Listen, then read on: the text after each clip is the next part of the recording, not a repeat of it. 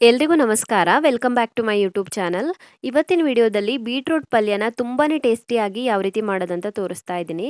Beetroot ಇಷ್ಟ ಇಲ್ಲದೆ ಇರೋರಿಗೂ ಕೂಡ ಇದು ಖಂಡಿತ ಇಷ್ಟ ಆಗುತ್ತೆ, ಅಷ್ಟೊಂದು ಟೇಸ್ಟಿಯಾಗಿ ಬರುತ್ತೆ.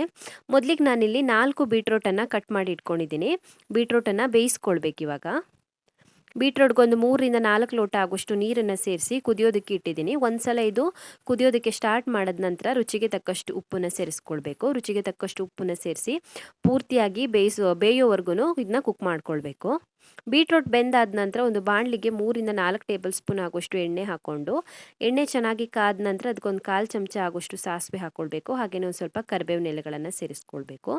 ಸಾಸಿವೆ ಚೆನ್ನಾಗಿ ಸಿಡಿಯೋದಕ್ಕೆ ಸ್ಟಾರ್ಟ್ ಮಾಡಿದ ನಂತರ ಇದಕ್ಕೊಂದು 8ರಿಂದ 10 ಎಸ್ಲಾಗುವಷ್ಟು ಬೆಳ್ಳುಳ್ಳಿನ ಜಜ್ಜಿ ಹಾಕ್ಕೊಳ್ಬೇಕು. ಚಿಕ್ಕ ಚಿಕ್ಕ ಎಸ್ಲು ಹಾಕ್ಕೊಂಡಿದ್ದೀನಿ, ದೊಡ್ಡದಾದರೆ ಒಂದು 5-6 ಎಸ್ಲು ಹಾಕ್ಕೊಳ್ಳಿ.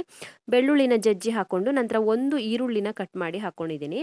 ಈರುಳ್ಳಿನೂ ಕೂಡ ಸ್ವಲ್ಪ ಹೊತ್ತು ಫ್ರೈ ಮಾಡ್ಕೊಳ್ಬೇಕು, ಈರುಳ್ಳಿ ಸಾಫ್ಟ್ ಆಗೋವರೆಗೂ. ನಂತರ ಇದಕ್ಕೆ ಅರ್ಧ ತೆಂಗಿನಕಾಯಿನ ತುರಿದು ಹಾಕ್ಕೊಳ್ತಾ ಇದ್ದೀನಿ. ಒಂದು ಮೀಡಿಯಮ್ ಸೈಜ್ನ ತೆಂಗಿನಕಾಯಿ ತೊಗೊಂಡಿದ್ದೀನಿ. ತೆಂಗಿನಕಾಯಿ ತುರಿನೂ ಕೂಡ ಸ್ವಲ್ಪ ಹೊತ್ತು ಚೆನ್ನಾಗಿ ಫ್ರೈ ಮಾಡ್ಕೊಳ್ಬೇಕು. ಇವಾಗ ಇದಕ್ಕೆ ಮಸಾಲೆ ಐಟಮ್ಸನ್ನು ಸೇರಿಸ್ಕೊಳ್ಬೇಕು. ಫಸ್ಟಿಗೆ ಒಂದು 1/4 ಚಮಚ ಆಗುವಷ್ಟು ಅರಿಶಿನ ಪುಡಿ ಹಾಕ್ಕೊಳ್ಬೇಕು. ಹಾಗೆಯೇ ಅರ್ಧ ಚಮಚ ಆಗುವಷ್ಟು ಖಾರದ ಪುಡಿ, 1/4 ಚಮಚ ಆಗುವಷ್ಟು ಗರಂ ಮಸಾಲೆ ಪುಡಿ ಮತ್ತು 1/4 ಚಮಚ ಆಗುವಷ್ಟು ಧನಿಯಾ ಪುಡಿನ ಹಾಕ್ಕೊಳ್ಬೇಕು. ಹಾಗೆಯೇ ಇದಕ್ಕೆ ರುಚಿಗೆ ತಕ್ಕಷ್ಟು ಉಪ್ಪು ಹಾಕ್ಕೊಳ್ಬೇಕು. ಬೀಟ್ರೂಟ್ ಬೇಯಿಸುವಾಗ ಸ್ವಲ್ಪ ಉಪ್ಪು ಹಾಕ್ಕೊಂಡಿದ್ದೀನಿ. ಇವಾಗ ಸ್ವಲ್ಪ ಉಪ್ಪು ಹಾಕ್ಕೊಂಡ್ರೆ ಸಾಕಾಗುತ್ತೆ. ಚೆನ್ನಾಗಿ ಮಿಕ್ಸ್ ಮಾಡಿಬಿಟ್ಟು ಇವಾಗ ಇದಕ್ಕೆ ನಾವು ಬೇಯಿಸಿಟ್ಕೊಂಡಿರುವಂಥ ಬೀಟ್ರೂಟನ್ನು ಹಾಕ್ಕೊಳ್ಬೇಕು. ಬೀಟ್ರೂಟ್ ಬೆಂದಾದ ನಂತರ ನೀರನ್ನು ರಿಮೂವ್ ಮಾಡಿ ಇಟ್ಕೊಳ್ಳಿ. ಚೆನ್ನಾಗಿ ಮಿಕ್ಸ್ ಮಾಡ್ಕೊಳ್ಬೇಕು. ಇವಾಗ ಇದಕ್ಕೊಂದು 1/4 ಲೋಟ ಆಗೋಷ್ಟು ನೀರು ಹಾಕ್ಕೊಳ್ತಾ ಇದ್ದೀನಿ. ಸ್ವಲ್ಪ ಡ್ರೈ ಆಗಿದೆ, ಸ್ವಲ್ಪ ನೀರು ಸೇರಿಸೋದ್ರಿಂದ ಮಸಾಲೆ ಚೆನ್ನಾಗಿ ಮಿಕ್ಸ್ ಆಗುತ್ತೆ. ಚೆನ್ನಾಗಿ ಮಿಕ್ಸ್ ಮಾಡಿ ಮುಚ್ಚಿ ಇದನ್ನ ಮೀಡಿಯಂ ಫ್ಲೇಮಲ್ಲಿ 3ರಿಂದ 4 ನಿಮಿಷದವರೆಗೂ ಕುಕ್ ಮಾಡ್ಕೊಳ್ಬೇಕು.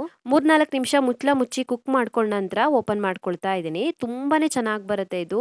ಪರಿಮಳ ಕೂಡ ಚೆನ್ನಾಗಿ ಬರ್ತಾ ಇದೆ. ಹಾಗೆಯೇ ಟೇಸ್ಟ್ ಕೂಡ ತುಂಬಾ ಚೆನ್ನಾಗಿ ಬರುತ್ತೆ. ಬೀಟ್ರೂಟ್ ಇಷ್ಟ ಇಲ್ಲದೆ ಇರೋರು ಕೂಡ ಇಷ್ಟಪಟ್ಟು ತಿಂತಾರೆ, ಅಷ್ಟೊಂದು ಟೇಸ್ಟಿಯಾಗಿ ಬರುತ್ತೆ. ನೀವು ಕೂಡ ಟ್ರೈ ಮಾಡಿ.